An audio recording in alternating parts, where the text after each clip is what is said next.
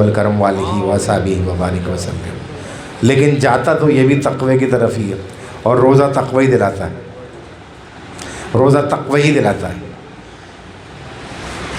انسان کو اشرف المخلوق کیوں بنایا گیا؟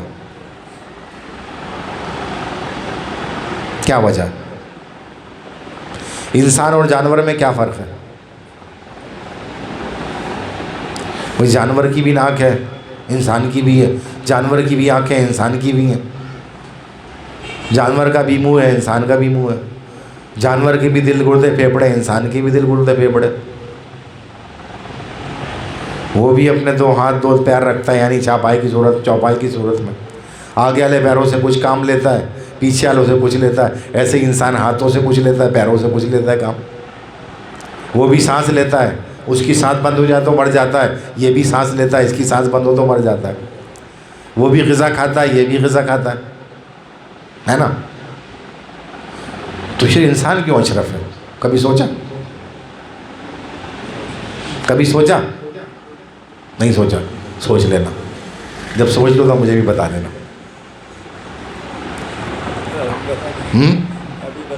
ابھی بتا دوں.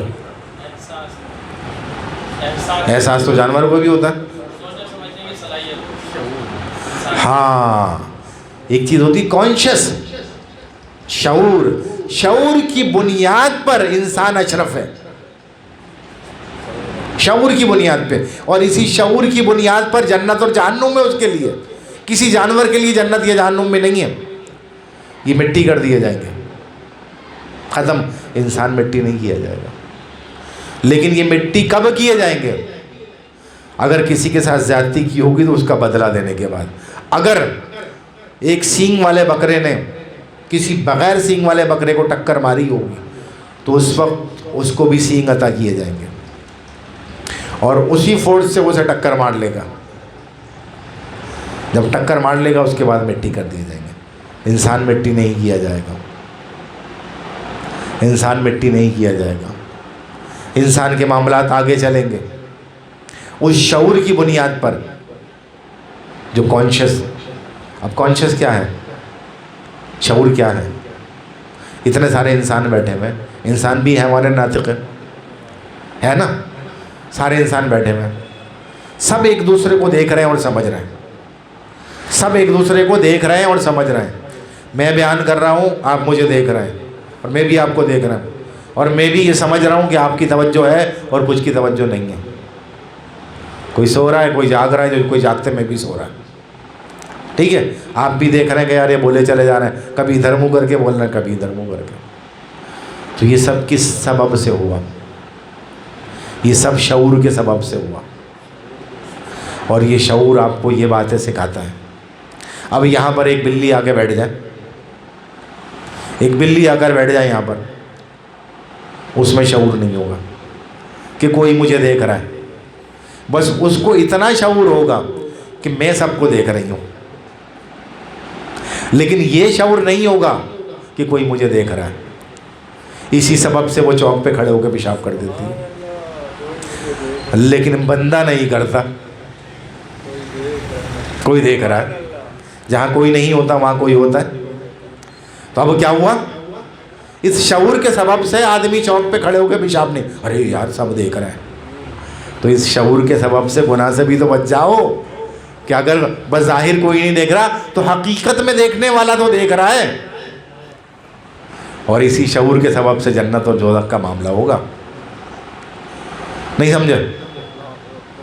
سمجھ جاؤ. جو میں بات بہت آسان کر کے سمجھایا ہے میں نے. بھئی آپ جو ہیں، ہم جو ہیں اپنا شعور کھو دیتے ہیں، اسی سبب سے وہ حرکتیں کرنے لگتے ہیں جو جانور کر رہا ہوتا ہے. نہیں کرنے لگتے، یہی سبب ہے نا. لیکن اگر اب ہمیں احساس ہو اس چیز کا، بات دراصل یہ ہے ہم اچھے کام نہیں کرتے، معاشرے میں رہ رہے ہوتے ہیں کہ یار لوگ کیا کہیں گے، یار اگر میں نے داڑھی رکھ لی تو لوگ کیا کہیں گے.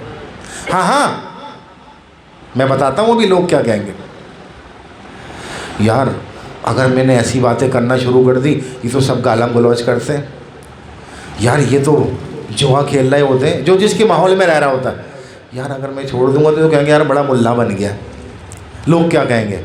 یاد رکھو لوگ کہیں گے انا للہ و انا الیہ راجعون. نہیں سمجھے میری بات؟ لوگ کہیں گے انا للہ، تو سوچتا ہی رہ جائے گا اور تیرا وقت آ جائے گا اس دنیا سے رخصت ہو جائے گا کہ لوگ کیا کہیں گے. لوگ یہ کہیں گے کہ بے شک ہر چیز کو لوٹ کے اللہ کی طرف جانا ہے. یہی کہیں گے نا لوگ انا للہ و انا الیہ راجعون. تو کب ہوش کریں گے ہم؟ کب آنکھیں کھولیں گے ہم؟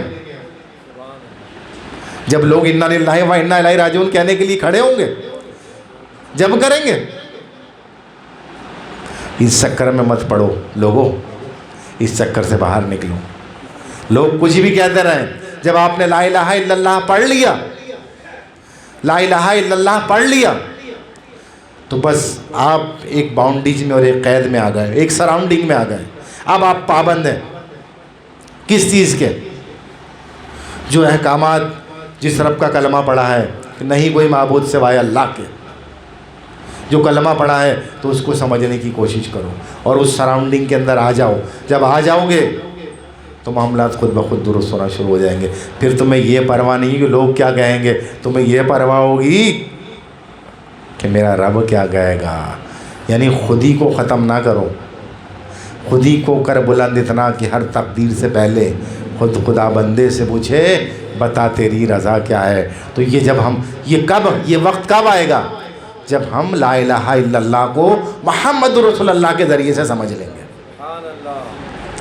تب آئے گا یہ مقام. ورنہ تو پتہ نہیں، معاملات تو چلتے ہی رہتے ہیں. لوگ کیا کہیں گے میں نے بتا دیا، کہیں گے انا للہ و انا الیہ راجعون. چلو بھائی اٹھاؤ اور لے کے چلتے ہیں، جہاں تھا اس کی منزل پہ پہنچا دیتے ہیں. اور پھر بات دراصل یہ ہے، انسان کچھ چند چیزوں کے لیے اس دنیا میں، ایک تو اس کا نام ہو، یہ انسان کی فطرت ہے. بڑا خوش ہوتا ہے جب اس کی تعریفیں کی جائیں. شعوری بھی اور لاشعوری بھی اندر اندر خوش ہو رہا ہوتا ہے نہیں ہوتا؟ فلانے صاحب یار، ڈپٹی صاحب، ڈپٹی کمشنر، ڈپٹی کلیکٹر، ناظم اعلیٰ، بہت اعلیٰ. ایسا ہی ہوتا ہے نا. فلانے منصب پر فلانے مفتی، فلانے یہ القابات، وہ مقرر شعلہ بیاں، اور وہ یہ اور وہ. بڑا خوش ہو رہا تھا. انسان کی فطرت ہے یہ. یار آج تو قلابیں ملا دیے، سارے معاملات کر دیے. ایسے معاملات اور ایسی بات ہو رہی ہوتی ہے، کیسا ہو گیا، ایسا ہو گیا، سب کچھ ہوتا ہے نا. اور دوسرا کیا ہوتا ہے؟ چاہتا ہے کہ یار مال دولت بہت ہو میرے پاس، شہرت بھی ہو، مال دولت بھی ہو، شہرت کے ساتھ عزت بھی ہو. یعنی شہرت اچھے، اس میں پیچھے بڑے برا کہہ رہا ہوں، لیکن سامنے تو لوگ میری تعریف کریں، مجھے سلام کریں، ہے نا، میری دھاک بیٹھی ہو، میری ایک نیم پلیٹ ہو. یہ سب کچھ انسان کی خواہشات میں ہوتی ہیں کہ میں پہچانا جاؤں کسی نہ کسی ذریعے سے. تو جیسے ہی اس کا انتقال ہوتا ہے، تب آئے پہچان کیا ہوئی اس کی؟ مردہ. میت آ گئی کیا؟ بولے ابھی نہیں آئی. ارے مردے کو غسل دے دیا کیا؟ نہیں. لباس فاخرہ پہننے کی خواہش کرتا ہے آدمی. یار کفن دے دیا کیا مردے کو؟ ایسا ہی ہوتا ہے نا. کہاں گیا وہ نام، کہاں گیا وہ لباس، کہاں گئی وہ ہاکار، کہاں گیا وہ مکان، کہاں گیا وہ منصب. کوئی یہ نہیں کہتا کہ یار وہ ڈپٹی صاحب کو نہلا دیا، یار وہ علامہ صاحب کو نہلا دیا کیا، ارے مردہ نہلا دیا. ہر آدمی یہی کہتا، ارے وہ فلانے وزیر صاحب کو نہلا دیا. بولا یار وہ مردہ نہلا دیا، یار میت اٹھا دی. اور پھر اس کا مکان قبر بن جاتا ہے. یہ نہیں کہتے کہ یار وہ ابھی زندہ ہے تو کہنا یار وہ تو اپنے محل میں چلے گئے اپنے. بولے یار قبر میں دفنا دیا. تو لوگوں اپنی آنکھیں کھولو، اپنی آنکھیں کھولو. دنیا کو اگر لو و لعب کے طریقے سے گزارنا ہے، یعنی کھیل کود کے تماشے کی طرح سے گزارنا ہے، تمہاری مرضی ہے. ورنہ دنیا میں اس مانند رہنا چاہیے آدمی کو جیسے کشتی پانی میں، جیسے کشتی پانی میں اس مانند رہنا چاہیے. اپنی کشتی بھائی سفر کرتی رہتی ہے نا پانی میں، لوگوں کو لاتی جائے، اپنا کام پورا کرتی رہتی ہے، ضروریات بھی پوری ہوتی رہتی ہیں. لیکن جب اس کشتی میں سوراخ ہو جائے یا کسی طریقے سے پانی وہ جس پہ چل رہی ہوتی ہے، دنیا ایک سمندر کی مانند ہے، اس میں زندگی کی کشتی چل رہی ہے، زندگی کی کشتی، زندگی کی ناؤ اس میں رواں دواں ہے. لیکن جب تک وہ ناؤ پانی پر چلتی رہتی ہے تو اپنا کام کرتی، لیکن جیسے ہی وہ پانی اس کے اندر آ جاتا ہے ویسے ہی خود بھی ڈوبتی ہے، دوسروں کو بھی ڈبو دیتی ہے. تو یہ دنیا کا یہی حال ہے کہ جب تک ہماری زندگی اللہ اور اس کے رسول کے احکامات کے مطابق چلتی رہتی ہے، نفس سے دور رہتی ہے، تو وہ صحیح کام ہوتا رہتا ہے. لیکن جیسے ہی نفس ہماری اس زندگی کے اندر داخل ہوتا ہے تو وہ اسی طرح ڈبو دیتا ہے جس طرح کشتی کے اندر پانی آ جائے وہ اسے ڈبو دے. اللہ تعالی ہمیں سمجھنے کی اور سمجھ کر عمل کرنے کی توفیق خیر عطا فرمائے. یہ تو میں نے فی البدیہہ بیان کر دیا، روزے کا بیان کرنا تھا. آئندہ موقع ملا تو مزید روزے کے اوپر بیان کروں گا، لیکن بات ساری تقوی کی ہے. اور اللہ کہہ رہا ہے یا ایھا الذین آمنوا، اے ایمان والو، کتب علیکم الصیام، تم پر روزے فرض کیے گئے، کما کتب علی الذین من قبلکم، جس طرح سے تم سے پہلے لوگوں پر فرض کیے گئے تھے، لعلکم تتقون، تاکہ تم پرہیزگاری اختیار کرو. ایاما معدودات، یہ گنتی کے چند دن ہیں. اور دنیا میں بھی زندگی کے گنتی کے چند ہی دن ہیں. کسی نے کیلکولیشن کی ہے 70 سال کے کتنے دن بنتے ہیں یا 60 سال کے کتنے دن بنتے ہیں؟ بتاؤ، کوئی کیلکولیٹر ہے یہاں؟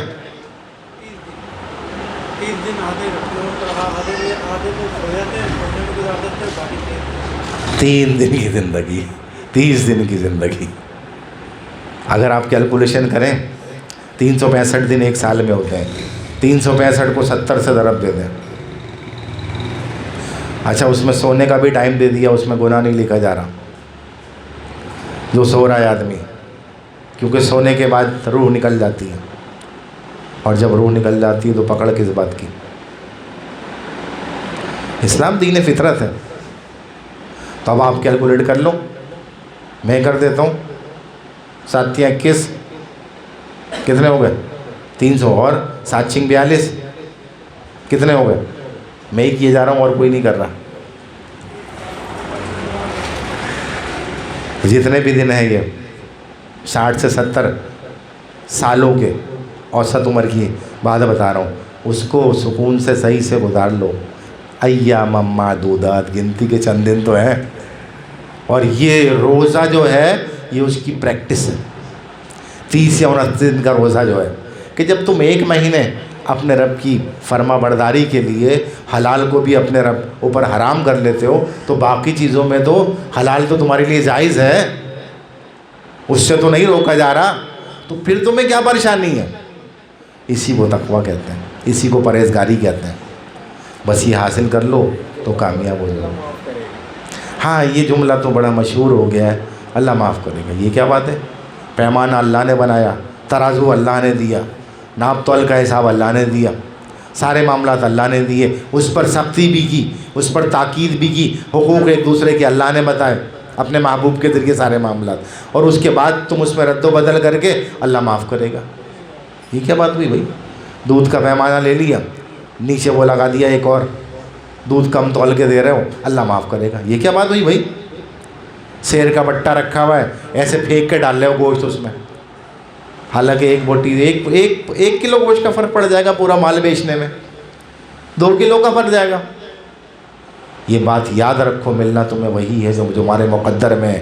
اب تم اپنی اجلت سے اسے حرام کر لو گے، اور اگر تم رب کی رضا میں راضی ہوگے تو تمہیں حلال کر کے دے گا. وہ اپنی اجلت میں انسان ڈنڈیاں مارتا ہے، اور اس ڈنڈی مارنے کے سبب اپنے آپ کو بھی برباد کرتا ہے، اپنا دین بھی برباد کرتا ہے، اپنی دنیا بھی برباد کرتا ہے. اب وہ سوالات کا سلسلہ، مثلا قرآنی پیغامات کا سلسلہ 60 غالباً بیان کر دیے تھے. آج 61واں آئے گا. 61 کہ قرآن کے 100 پیغامات ہیں جس میں سے میں 60 بیان کر چکا ہوں، اور واقعی وہ ہماری زندگی کے لیے بہت ہے، ہمیں سمجھنے کے لیے بہت ہے۔ 61واں، اکثریت جو ہے نا، بڑی پیاری بات آ گئی، اکثریت جو ہے وہ سچ کی کسوٹی نہیں ہوتی۔ یہ جمہوریت جو ہے یہ سچ کی کسوٹی نہیں ہے، نہیں سمجھے؟ مثال دے کر سمجھاؤں، ایک استبل میں 40 گدھے ہیں اور ایک استبل میں 20 گھوڑے ہیں، کیا یہ برابر ہوں گے؟ گو کے تعداد میں گدھے زیادہ ہیں، لیکن افضلیت تو گدھوں پر گھوڑوں کی بھی نا، نہیں سمجھے؟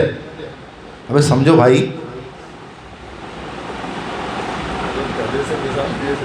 اچھا امریکہ میں تو گدھا بڑا عقلمند جانور مانا جاتا ہے، اس وجہ سے یہ مثال دی ہے۔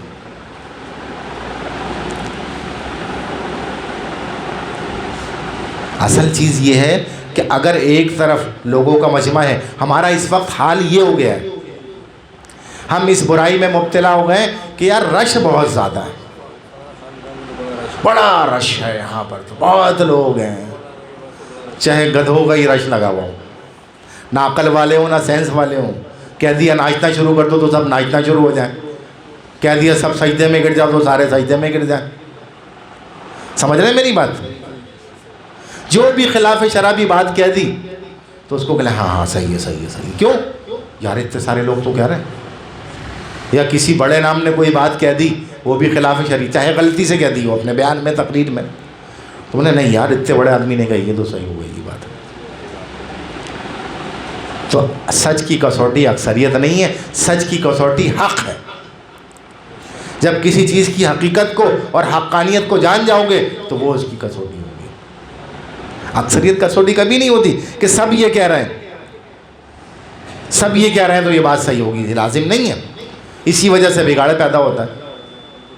تو اب ایک آدمی تقریر کرنے آیا مثال کے طور پر، سب ایک بات کہہ رہے ہیں کہ نہیں یار ایسے ایسے نعرے لگائیں گے ہم تو تبھی محفل میں مزہ آئے گا، ورنہ مزہ نہیں آئے گا محفل میں۔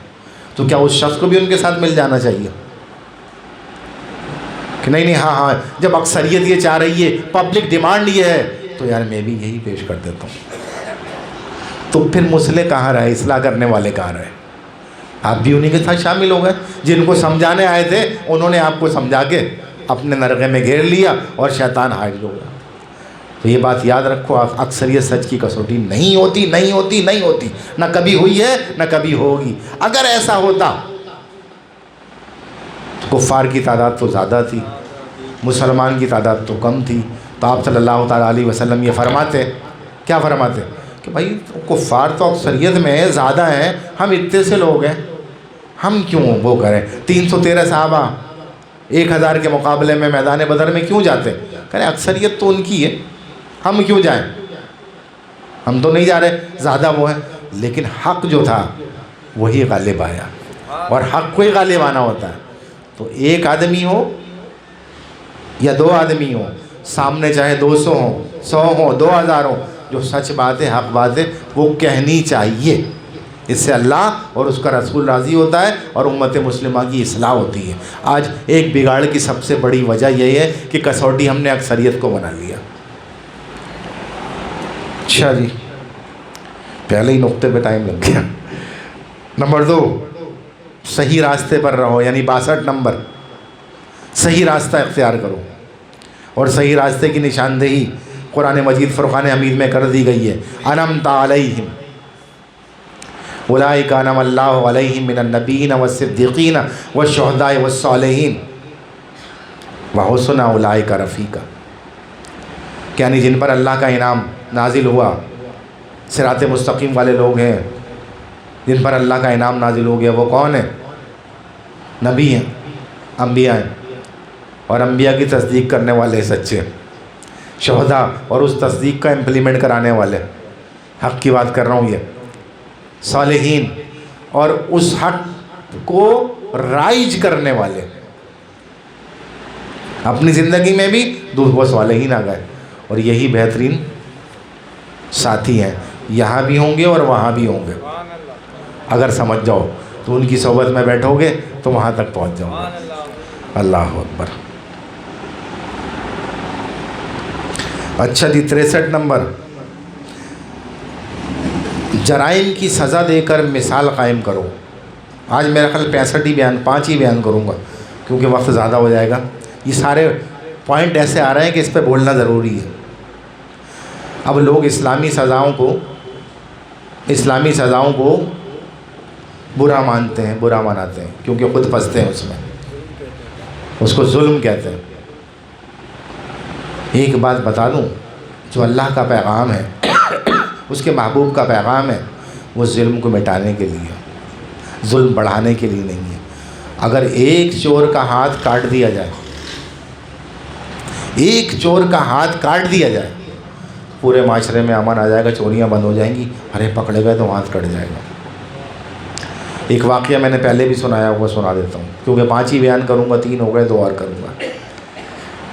ایک کمہار اپنے گدھوں کو لے کر جا رہا تھا، ہکاتا ہوا. بادشاہ کی نظر اس پر پڑ گئی. ایک قطار میں گدھے چلے جا رہے تھے. آج گدھے ہی گدھے آ رہے ہیں، عقل مند زیادہ ہوتا ہے نا وہاں پہ. ایک قطار میں. تو بادشاہ نے اس سے پوچھا تو تیرے سارے گدھے ایک سیدھ میں چل رہے ہیں، کیا وجہ ہے اس کی؟ کہا میں سزا دیتا ہوں جو لائن سے نکلے، ایک کو سزا دیتا ہوں، اس کو دیکھ کے سارے سیدھے ہو جاتے ہیں. تو کہنے لگا تم میری ریاست میں امن قائم کر سکتے ہو؟ کیا تم میری ریاست میں امن قائم کر؟ بولے ہاں کیوں نہیں. بادشاہ اس کو اپنے محل میں لے آتا ہے اور لا کر اس کو ایک منصب دے دیتا ہے، اس پر بیٹھا دیتا ہے. کافی دن تک معاملہ چلتے رہتے ہیں، وہ دیکھتا رہتا ہے. ایک دن ایک چور کو پکڑ کے لایا جاتا ہے. ایک چور کو پکڑ کے لایا جاتا ہے. بادشاہ اس کی طرف کر دیتا ہے اشارہ کہ اس سے کہو. بولے بتاؤ بھائی کیا ہے اس کا جرم؟ کہا اس نے چوری کی ہے. بولا جرم ثابت ہے؟ کہنے ہاں ثابت ہو گیا اس کا جرم. تحقیق کے ساتھ ثابت ہے؟ بولے ہاں تحقیق کے ساتھ ثابت ہے. قبول بھی لیا اس نے. اچھا اس کا ہاتھ کاٹ دیا جائے. تو اس کے وہ اشارہ کر رہا ہوتا ہے، حضور یہ فلاں وزیر کا آدمی ہے، یہ کیا حکم صادر کر رہے ہیں آپ؟ اس کی بات سنتا ہے اور کہتا ہے اس کا ہاتھ کاٹ دو. اب وزیر صاحب کہتے ہیں میرا خاص آدمی ہے یار، یہ تو میری مرضی پر کام کرتا ہے. وہ آ جاتے ہیں، ارے صاحب کیا کر رہے ہیں، یہ اپنا ہی آدمی ہے. اس کی بات سنتا ہے، کہتا ہے سفارشی کی زبان اور چور کا ہاتھ کاٹ دیا جائے. جس نے سفارش کی ہے اس کی زبان اور چور کا ہاتھ. بس ایک بار یہ ہوتا ہے، اس کے بعد چوری نہیں ہوتی پوری سلطنت میں. بادشاہ کہتا ہے واہ، تو اسلامی سزائیں ایسی ہیں. اسلامی کسی ظلم کے لیے نہیں ہے، ظلم کو روکنے کے لیے ہے. ایک کو سزا ملے گی، 1000 اس کام کو چھوڑ دیں گے اس کو دیکھ کر. اور اسی لیے یہ سزائیں سر عام دی جاتی ہیں. کوئی بھی آگے نہیں جائے گا. بالکل پتہ چل جائے گا نا کہ یہ جگہ کرنٹ مارنے والی ہے تو دائرہ بنا دیں گے، بلکہ یار ادھر نہیں جانا. تو اصل چیز یہ ہے. نمبر 64 گناہ اور ناانصافی کے خلاف جدوجہد کرتے رہو. آج تو یار سارے ایسے ہی پوائنٹ آ رہے ہیں. گناہ اور ناانصافی کے خلاف امر بالمعروف و نہی عن المنکر. بہترین اس کا یہ کہ برائی سے روکو لوگوں کو اور نیکی کی دعوت دو. ہاں ایمان کے 3 درجے ہیں. پہلا درجہ یہ ہے کہ اگر تم برائی دیکھو اپنی طاقت سے مٹا سکتے ہو تو طاقت سے مٹا دو. دوسرا درجہ یہ ہے کہ اس کو اپنی زبان سے روکو. اور تیسرا درجہ یہ ہے کہ اس کو دل میں برا جانو. دل میں برا جاننا یہ نہیں کہ اس سے ملتے رہو، دل میں برا جاننا یہ کہ اس سے قطع تعلق کر دو. اور ہر طرف سے جب قطع تعلق ہوگا تو برائی خود ہی ختم ہو جائے گی اگر اتنی طاقت نہیں رکھتے. یہ قرآن کا پیغام ہے جو پہنچا رہا ہوں میں. نمبر 65 مردہ جانور اور خون، بہتا خون. جو لوگ خون پی لیتے ہیں نا، قربانی کی گائے ذبح کی ایک پیالہ لے کے، حرام ہے یہ. بولے اس سے طاقت آئے گی اور یہ بھاگ دوڑ لگا لی ایک، یہ حرام ہے. اور سور کا گوشت بھی حرام ہے، اور مردار کا کھانا بھی حرام ہے، یعنی جو حلال جانور ہے اگر وہ مر جائے بغیر ذبح کے تب بھی حرام ہے۔ ان چیزوں کا تو حرام ہی ہوتا ہے نا، حرام سے نہیں، خون تو حرام، بہتا خون حرام ہے، قرآن نے فرما دیا۔ جس نے یہ کام کیا تو اس نے برا کام کیا، گناہ کا کام کیا، اور جس نے یہ انکار کیا کہ میں نہیں مانتا اس کو حرام، تو وہ دار اسلام سے خارج ہو گیا، وہ دار اسلام سے خارج ہو گیا، کیونکہ اس نے اللہ کے قرآن کا، آیت قرآنی کا انکار کیا۔ اللہ تعالی ہمیں سمجھنے اور سمجھ کر عمل کرنے کی توفیق خیر عطا فرمائے۔ وما علینا الا البلاغ المبین۔